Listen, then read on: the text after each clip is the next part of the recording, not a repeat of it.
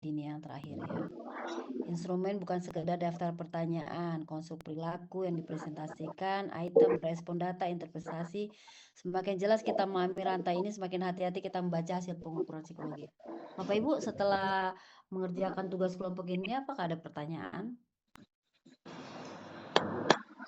Mungkin kita nggak habiskan, nggak apa-apa. Ya, nggak harus habis juga ya. Nah, kita akan masuk pada metode kualitatif. Tadi kan udah kuantis, sekarang kita ke kualitatif ya. Nah, dalam pertemuan yang kedua ya lagi kita akan pendekatan kualitatif ya, observasi. Pendekatan kualitatif awal dalam memahami perilaku manusia, lalu tes individual, lahirnya standarisasi tes untuk penilaian mendalam, contohnya Binet-Simon. Lalu tes kelompok, adaptasi kebutuhan efisiensi penilaian seperti ARMI alfa dan beta. Lalu pengukuran modern, integrasi teknologi dan teori psikometri lanjut dalam era saat ini. Ya, aplikasi ya Bapak Ibu. Pernah dengar aplikasi-aplikasi untuk ini membantu dalam penelitian? Aplikasi apa Bapak Ibu? Kira-kira pernah dengar? Kalau untuk yang ini kayaknya belum deh. Ini kan seperti itu ya. Sebelum ada tes psikologi Bapak Ibu ya, tantangan penilaian tanpa standarisasi. Jadi sebelum ada tes-tes psikologi ini subjektivitas tinggi, penilaian sangat bergantung pada persepsi dan perasaan penilai. Jadi ketika konseling ya, ketika observasi itu penilaian tuh waktu itu di saat itu masih bergantung pada persepsi dan perasaan penilai interviewer. Ya kalau dia menurut persepsinya dia, latar belakang dia yang dia pernah ketemui bahwa oh, orang yang seperti ini orangnya seperti ini di zaman itu. Ya. Nah, rentan terhadap bias kognitif yang mempengaruhi objektivitas keputusan, akhirnya ya terjadilah suatu hasil ya yang diberikan bias. Karena yang diberitahu itu mempengaruhi objek keputusan seorang interviewer. Bapak Ibu kan udah baca nggak yang buku yang tentang yang kemarin terakhir slide yang terakhir saya ada kasih bukunya kan? Ya, tentang siapa yang salah itu. Ya karena begini nih Bapak Ibu.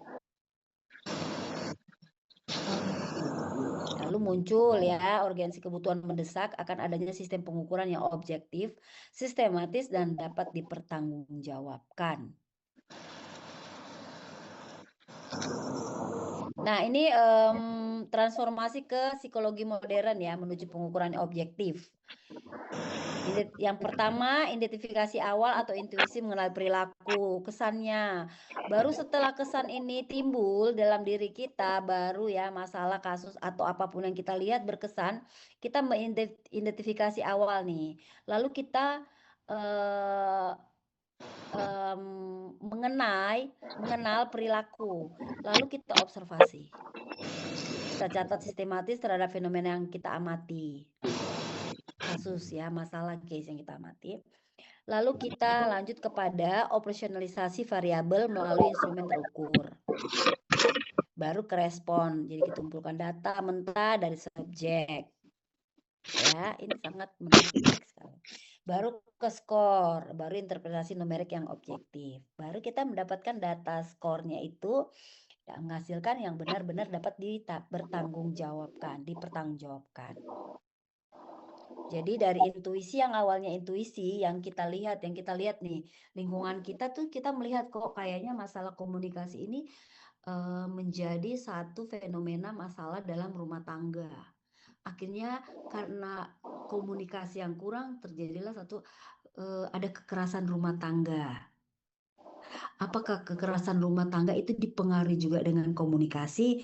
Nah, itulah keluarkan intuisi kita, lalu kita mencatat semuanya yang keluar dipengaruhi. Apa saja yang kita lihat, fenomena kita amati. Lalu kita observasi, saya ingin bertanya kepada orang tersebut.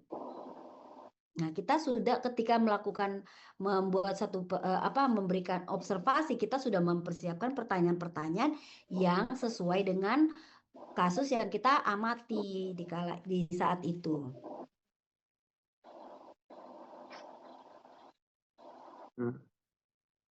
Lalu diukur, dikumpulkan data, baru ada hasil yang benar-benar kita bisa tanggung jawab. Tentu bukan langsung asal-asal kita bikin, kumpulin data. Kita harus mempersiapkan semua butir-butir pernyataan. Nah, butir-butir pernyataan itu terlahir dari mana? Konstruk, dari teori yang kita pilih. Ya, gampang kan? Gampang nggak Bapak Ibu? Gampang lah ya, bisa lah ya nanti ya. Tergantung, Bu. Nah, jadi kalau pilih judul benar-benar suka ya. Jangan sampai bahasa yang udah tinggi, yang wah jauh banget untuk di populasinya juga nggak tahu. Kita suka judulnya ya, tapi ternyata populasinya ada di Antartika. Ya. Subjeknya di jauh sana. Bagaimana kita mengukurnya? Bagaimana kita mengumpulkan data? Atau kita ingin mengumpulkan data, ya kita tertarik dengan masalah ini. Kita memiliki intuisi dengan masalah ini ya. Tapi kita tidak mengerti teori-teori. Teorinya kita nggak kumpulkan dulu, kita nggak tahu caranya menyusunnya. Sedangkan teori itu nanti sangat penting. Karena dengan teori itu kita menyusun beberapa untuk items, pertanyaan. Gitu. Ya, pastikan yang Bapak Ibu teliti jangan jauh-jauh ya. Kalaupun jauh ya di Indonesia saja gitu. Yang menarik ya. Dan jangan juga semua udah bahas. Senior nih ya, perjalanan pengukuran psikologi. Perhatikan. Fokus pada awal variasi karakteristik manusia. Studi hereditary metode statistik awal. Lalu Abutronius Jones McKin-Kettle, istilah mental test dan penggunaan tes laboratorium, eksperimental Kraepelin-Ebbinghaus, ini seterusnya ya, terobosan Alfred Binet, baru skala masa tes kelompok, adaptasi kebutuhan pengukuran untuk militer, ini kan evolusinya ya. Lalu kontemporer pengukuran modern, standarisasi validitas dan reliabilitas psikometri. Ini awal-awalnya nih, perjalanan pengukuran psikologi.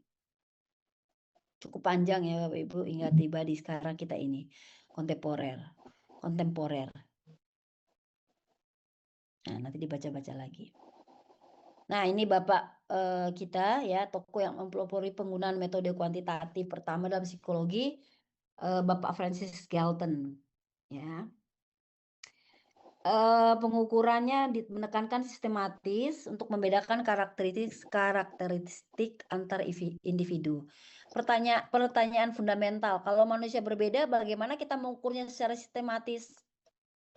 Kata Bapak Francis Galton. Mengembangkan dasar statistik untuk analisis variasi manusia, lalu membangun fondasi bagi riset psikometri modern. Ya, jadi kalau dia berkata, kalau manusia berbeda, bagaimana kita mengukur secara sistem? Sedangkan kembar saja pasti berbeda, Bapak Ibu. Ya, saya menemui dua anak yang memang kembar dan sangat berbeda sikap perilakunya. Yang satu calm, yang satu tenang. Yang satu yang diukur A, kecepatan reaksi, pengukuran waktu respon terhadap stimulus fisik, B, ingatan, pengukuran kapasitas retensi informasi, C, kemampuan sensoris, pengukuran sensitivitas terhadap input indrawi, ya, indrawi tahu ya. Dan D, semua benar, jawaban yang tepat mencakup seluruh aspek di atas. Para peneliti masa awal berfokus pada fungsi dasar sebagai indikator utama perbedaan kemampuan kognitif dan fisik individu. Menurut Bapak Ibu kira-kira yang mana? Jadi jangan cuman satu saja sensorisnya, baru informasinya, baru cuman fisik, kecepatan stimulus fisiknya saja gitu. Nah, lanjut kepada Bapak James McKin. Reaksi cepat sama dengan lebih cerdas, membongkar mitos kecepatan kognitif. Mahasiswa A reaksi cepat, sering disalahpahami sebagai indikator kecerdasan superior. Mahasiswa B reaksi lambat, sering dianggap kurang cerdas karena respon lebih santai. Fakta kecerdasan itu kompleks. Kecerdasan melibatkan penalaran logis, kreativitas, dan analisis mendalam, bukan sekedar kecepatan. Jadi akurasi versus kecepatan, individu dengan pemikiran mendalam seringkali mengutamakan akurasi di atas kecepatan. Jadi kecepatan belum tentu bisa dibilang pintar atau lebih cerdas dari yang berpikir lama, karena mengutamakan akurasi. Kadang-kadang cepat menjawab dengan yang lambat, kadang-kadang lebih tepat yang memilih akurasi di atas kecepatan. Tapi apakah ada seseorang yang menjawab cepat memang juga cerdas? Ya ada, semua ada. Jadi jangan pikir, "Oh nggak ada," ini kan menurut Bapak James. Nah, kalau kita teliti lagi tentang kecerdasan dipengaruhi oleh apapun, kita teliti lagi, jawabannya juga ada nanti hasilnya.